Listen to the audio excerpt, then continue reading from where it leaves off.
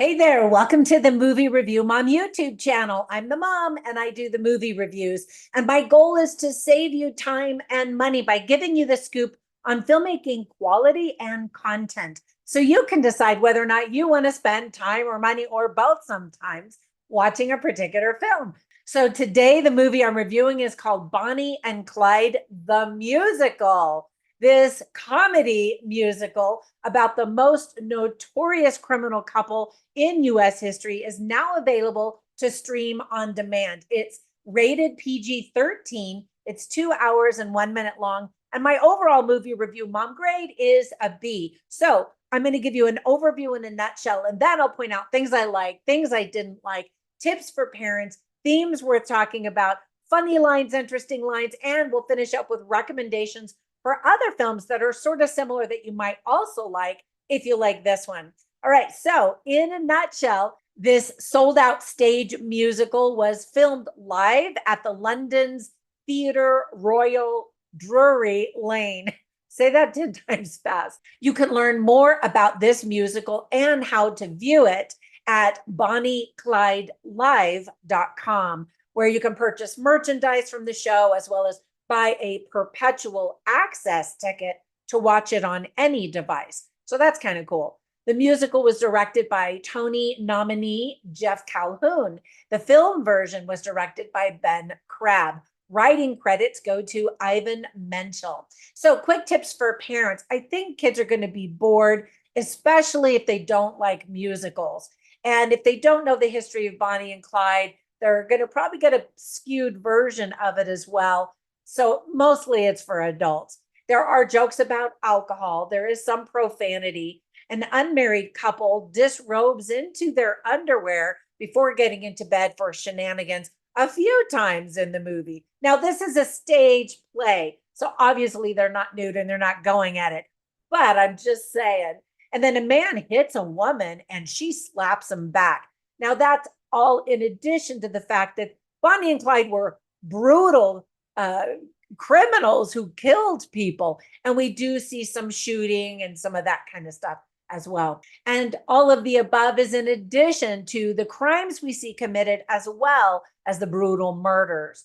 So some of the themes that are illustrated very well are the desire for fame that Bonnie and Clyde had, but just how that can go too far if you feel that in your own life. Breaking the law, of course, greed, forgiveness, choices, and consequences. So there were a lot of things I really enjoyed about this. First of all, the movie and stage production star Tony Award nominee Jeremy Jordan as Clyde Barrow and Frances Mayli McCann as Bonnie. They were both reprising their roles from the 2011 Broadway production and did a fantastic job. The audience just loved them. And you can hear the audience clapping and laughing and all of that throughout the entire film production. I loved Jeremy Jordan in Smash back in 2012. I really enjoyed that show, and I don't know why it got canceled because I thought it was so fun. And then another one I really liked him in is the movie version. It is called The Last 5 Years. That came out in 2014, and he stars with Anna Kendrick. And it's a really cool musical that goes forward and backward in time at the same time. And I didn't even know that it was a musical until I'd seen it as a feature film. So definitely check those two things out if you haven't seen them before. He said that this role, Jeremy speaking, as Clyde has been one of the highlights of his career. Natalie McQueen, I thought, was a scene stealer. Trevor Dion Nicholas played the preacher with such a rich, gorgeous voice. The fun lyrics are by Tony winner Don Black. Some of the melodies by Frank Wildhorn are lively and catchy, while others are very pretty and memorable. He also did the music for Jekyll and Hyde, the musical, in 2001. And I never saw that one, though. In a way, it's better to see this as a feature film because you get the best seats in the house and you can see everything up close and personal rather than having to pay a fortune to sit in the nosebleed section of a stage theater. You know what I mean? The true story takes place in Texas during the Great Depression. There is a lot of welcome humor throughout the entire show. You can hear the theater, as I mentioned, laughing and clapping with enthusiasm many times. In addition to putting the spotlight on Bonnie and Clyde, we learn a lot about their families, especially Clyde's brother and his wife. It's a good illustration of how our choices absolutely affect those whom we love. Looking at the cheering audience at the very end of the movie during curtain calls will forever be a visual reminder of the pandemic, as the majority of them in the audience are wearing masks. However, not everybody, and that's a whole conversation for another day. Now, onto the list of things that I didn't like or just thought could have been done differently or better. The movie musical and stage production glamorized the romance of the couple, Bonnie and Clyde, rather than criticize the criminals for gunning down a lot of people and committing a bunch of crimes. The stage production doesn't feature the death of the pair in love, which I thought was interesting. If you didn't know how the story ends, you would just go, oh, okay, well, that was an odd way to end the show. um, and we see other people gunned down, so I'm not sure why they drew the line at Bonnie and Clyde. Maybe they wanted it to end on a positive note. I don't know. Some of the songs start to sound alike. They're lovely, but I found myself looking at my watch several times. Now, I don't know I'll wear a watch, but you know what I mean, right? Where I was like, wow, it's kind of starting to feel and seem and look the same. And that's not good. I think those who were probably in the audience were feeling the energy and didn't have the same reaction that I did. Plus, I was watching this later at night. I don't know. Now, onto the list of funny lines and interesting lines. Whenever I watch movies, I write them down simply so I can share them with you. So I have a ton of them, and I don't want this to be a 20-minute review. So you can see them all on my written review at moviereviewmom.com. Now, in terms of funny lines, the first one that I wrote down was spoken by Bonnie Parker from Bonnie and Clyde. She's played by Frances Mayli McCann. And again, she was just lovely. So there's this conversation when she meets Clyde. She says, I know plenty of people who've been in jail. And he says, well, how many do you know who have busted out? And that's supposed to impress her. And actually, it does impress her. And then remember, this is during the Great Depression. And so Natalie McQueen, who really had, I thought, the best lines of the whole movie, she's talking about how, oh, there's no money and life is bad. And but she says, no matter how bad things get, women always find money for their hair, and she's got this big bouffant that was popular in the 1930s.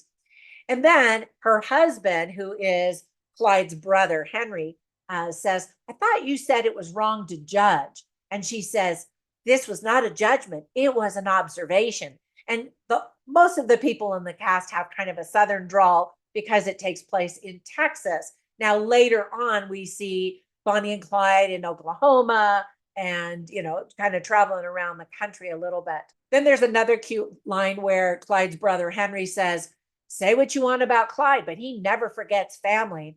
And Natalie McQueen, playing the wife of the brother, says, maybe you could ask him to try harder because he's causing so much havoc in their whole extended family life.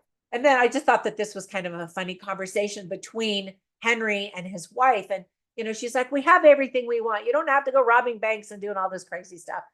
This is my paraphrasing. And then he says, I have everything I want, baby, but there's still things I want. And I was like, okay.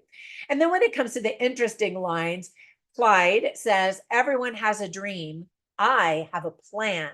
And of course, he has this pie in the sky plan. And when it doesn't work out, he's planning, he has to rob stuff to be able to just survive. I don't know that that was his big plan going in. And then Clyde has a conversation where he says, well, I ain't never going to be set free. Freedom is something I got to steal. And we see him as a child at the very beginning and at the very end of the movie. And there are some things that kind of create this idea in his mind as he's growing up, that he's very self-reliant. He just happens to break laws to be able to be self-reliant. And then I liked this line too. Again, Blanche Barrow, the wife of the brother, Clyde's his sister-in-law. Anyway, she's talking to various people. And of course, they see her husband out gallivanting with his brother, Clyde. And she says, I asked you to pray, not to judge. and she's very spiritual. She's the only one who's really trying to live, the gospel of Jesus Christ. Everybody else is doing lip service while they're robbing banks and all that kind of stuff. And so she's very sweet and funny throughout this whole movie. So whenever I watch movies, I instantly think of other movies. And I, of course, thought about the 1967 movie version of Bonnie and Clyde. And it has been deemed to be one of the most accurate and best done of all of the films. And many films have come out about it. So I highly recommend that first one, Bonnie and Clyde, 1967. And then there's another one called Chasing Bonnie and Clyde, kind of as a feature film, but it shows the periphery of all the characters and all the things that were going on to try to capture them, who they became celebrities in their day. And in fact, there's a line in the movie where somebody says, oh, did you catch them? Did you see them? And they're like, oh, we saw them. They were signing autographs, and you're just like, that's so crazy how they developed fame by being horrible. I guess, what am I saying? We have a lot of people that develop fame by doing horrible things today, don't we? But anyway, and then the last one I wanted to recommend is actually a documentary. It's called The Gangster Files, Bonnie and Clyde, Al Capone, and John Dillinger. Kind of the ones that were popular around the 1920s, 1930s, here at least here in the United States. All right, hopefully if you watch this movie, you'll get a kick out of it and feel like you're watching the stage production in London while you're sitting in the comfort of your own couch at home. Have a fantastic day. When you get a minute, visit me on all the social media sites, and I will see you in the next one. Bye for now.